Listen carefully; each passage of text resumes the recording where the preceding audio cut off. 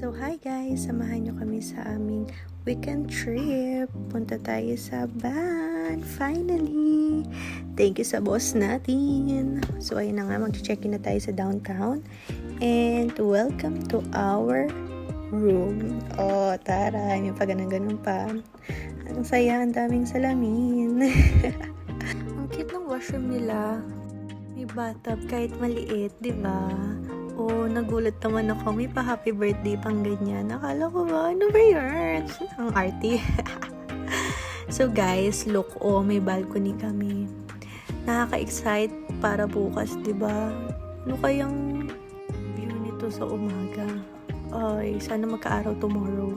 So, ayun na nga. Guys, tingnan nyo, 2 bedrooms. Bakit ganyan? Ayaw mo ba akong katabi, ha? Oh, taray. May pakisi girl. Ang arty yarn. Tanggal muna tayo ng jacket kasi ang init-init. Naka 3 layers kaya nagmumukha ako mataba eh. O, huwag kayong magtaka kung bakit nakamaleta ako kahit weekend lang kami dito. Ang hirap kaya maging light packer dito sa Canada. Ang dami mong kailangan dalhin. O siya, tomorrow na lang magpapahinga na kami. Thank you for watching. Bye!